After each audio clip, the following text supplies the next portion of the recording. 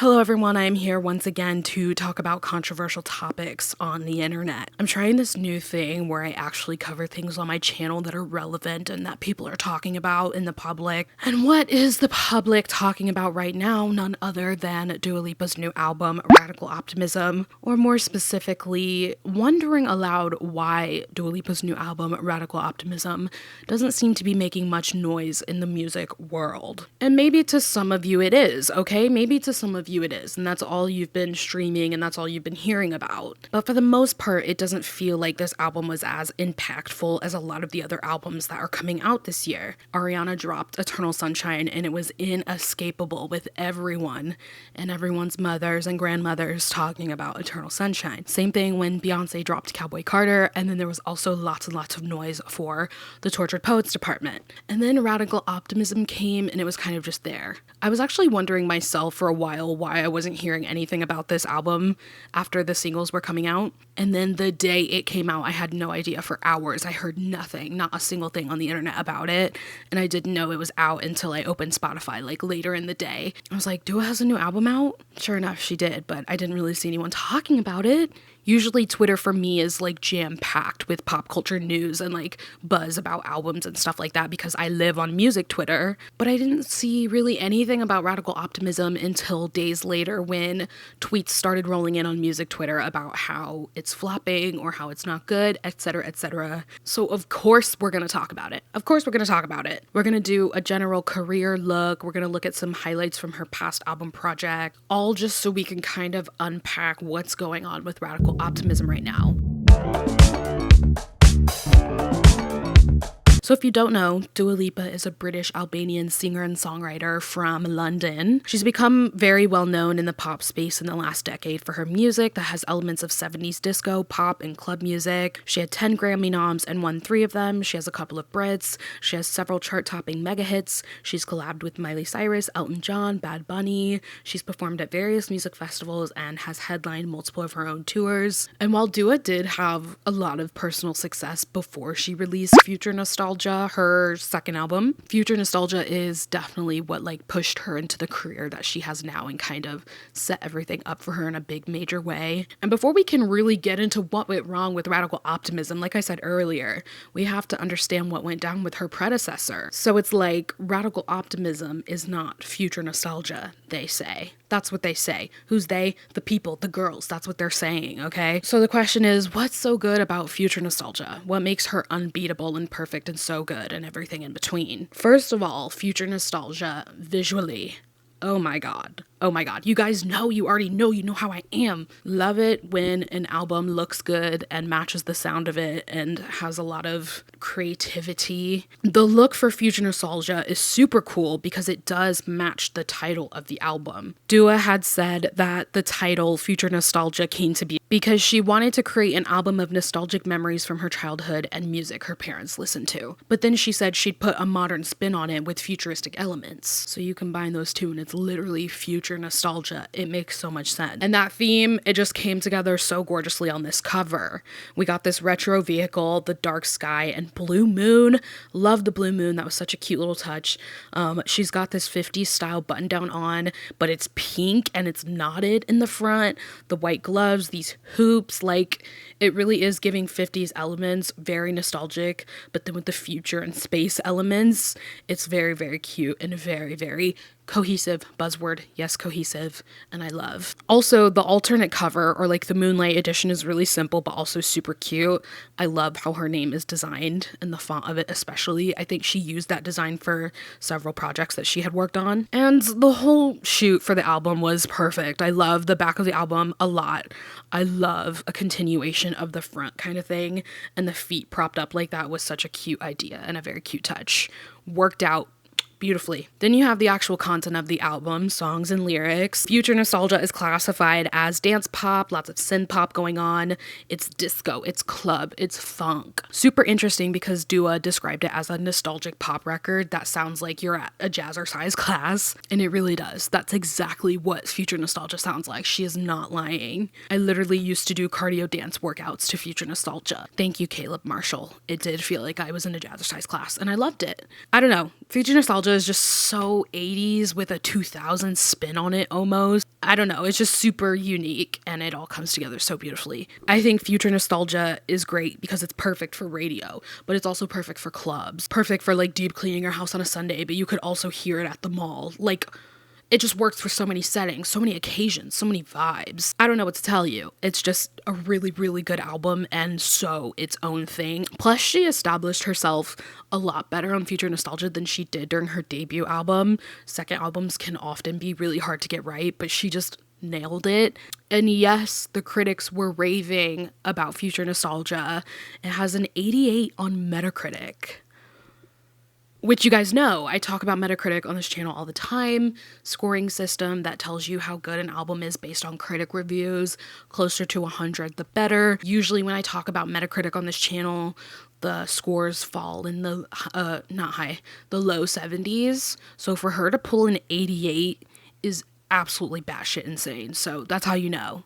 Great album. In the critic reviews I read, critics loved the retro clubby vibe of Future Nostalgia and compared it to like a Kylie Minogue moment or like a Madonna moment, which is the highest form of compliment you can get, okay? These critics called Dua Lipa the next big pop star and said that she literally smashed it out of the park.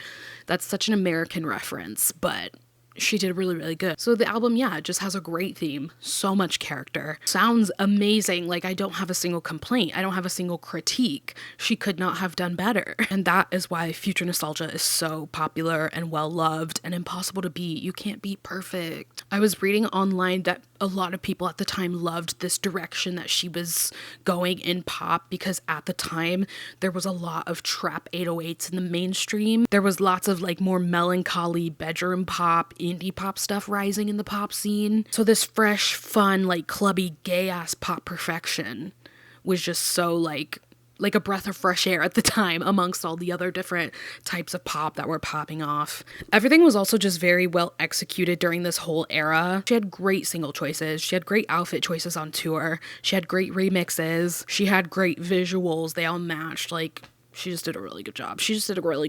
She also had a lot of really good promo appearances, which is so important when you're promoting an album. And she even headlined one of the biggest LGBTQ festivals in the world, which is an insanely good idea for the type of music she makes. Yes, you want to be playing that shit to a crowd of gay people. So then it's like, she perfected the sophomore album. Wouldn't you expect the third one to cause so much uproar? Why did it not? Is she going to be a sleeper success? People are sleeping now, but later they're going to be like, this is amazing. Let's talk about this. I think one thing people were confused about, first of all, is the vibe change for Radical Optimism in two ways. First, we were hit with this random summer beach aesthetic when that was not the direction she was leaning in at all in the beginning. When Dua first started releasing singles for this era, they were designed super cute. It was Houdini and Training Season. They both had similar energy, especially with the design elements and the font. I remember a lot of people thinking that the Training Season cover was gonna be her album cover or was her album cover. Arguably it should have been, but anyway, I do see how the vibe is kind of Miley Cyrus Endless Summer Vacation with the hanging off the bar thing, but whatever. Cute. It would have made a cute theme. I like the Training Season cover as an album cover. Plus, while I'm editing, I found this, which is super cute and pulls together the theme that I'm thinking of in my head. Like, especially with the star design, it looks super cute, so aesthetic. So many things you could do with that little star design, and this would be the cutest tour poster if she stuck with the Training Season theme. But anyway, then the Radical Optimism cover dropped, and there was mass confusion. Instant criticism. Like, Pop Crave replies would never be the same. The girls were not having it. Suddenly we have this summery blue beach theme out of literally nowhere. Did not match the vibes of the singles or the sound that Dua said she was going for. I think it's a great shot. This is great for a cover, and I love the matching picture on the back. It's beautiful. It's a great aesthetic. And for an album called Radical Optimism, yeah, it matches. It looks great. But the people's gripe was that it didn't match the vibes of the singles. You know what I mean? And they just wondered what happened here. Some people think there was issues with her team and they shifted vibes in the middle of working on it. There are some other shots that were from this album that I think think pulls together a vibe that matches the original direction a lot better. And this is super cute. Hello? I think this pulls together a vibe too. This is super cute, and this could have been really something. So I'm glad we at least got to see this, but this would have been cool as the original concept. Dua also did get bullied into releasing an alternate cover, but the alternate cover is kind of ugly, I fear. Like, maybe we shouldn't be bullying celebrities into making other decisions, because you might get something that's worse than the original, and in this case we did. I hate this as an album cover, and it's also just an outtake from the training season shoot. I don't know, I do think the training season theme really could have been cute and cohesive over the radical optimism theme, but also, let me not spend too much time on this. There is another part of this. I said there's 2 ways that the vibe changed for radical optimism. Random summer beach theme, yes, but 2, it doesn't sound like she said it would.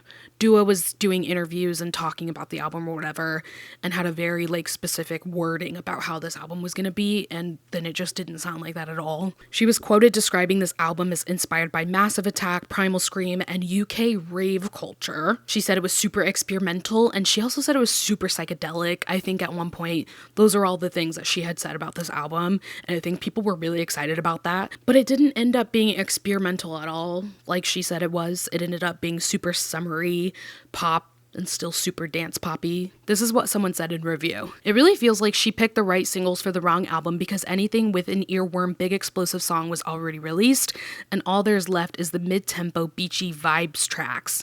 And I think Dua's appeal stands on the fact that she loves pop music and she wants to be huge. She has the edge to go for it, but here it feels very more in line with Dua's Insta. Very beautiful, kind of boring.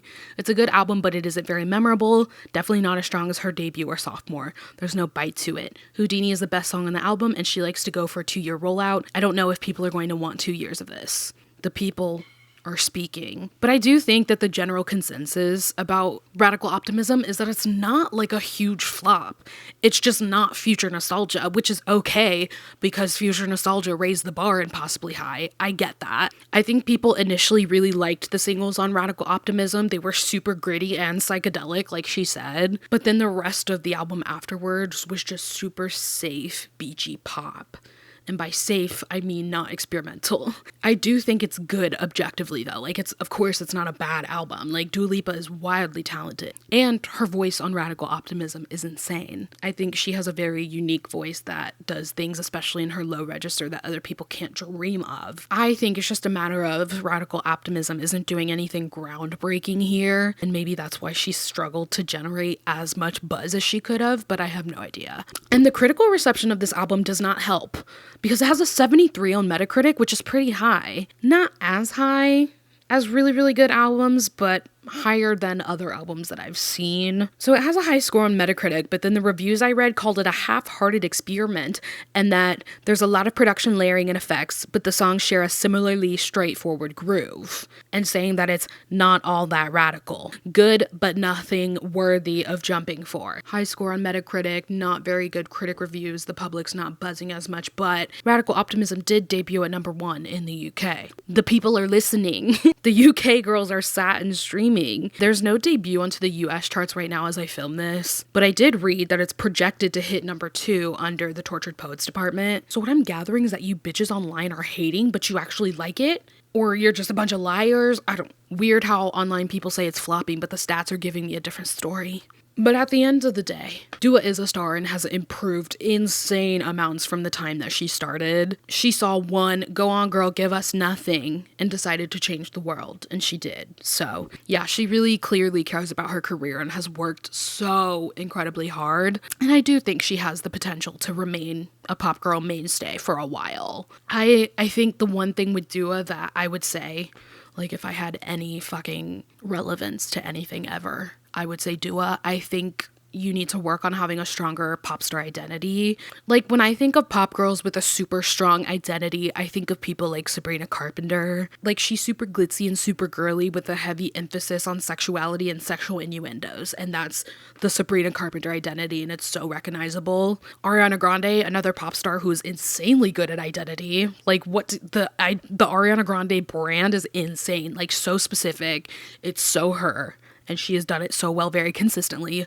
Go watch my video on Ariana. I talk all about it. And Olivia Rodrigo has a very, very solid pop star identity as well that is very recognizable and easy to be like, this is what it is. And Dua has a really good online presence and a working type of pop music, but I don't think it translates as well into one overall thing like it could. Anyway, I don't know what happened to the direction that Radical Optimism went in, but the vibe that they did come up with matches really well with the title and the overall theme of the songs, like the way they sound.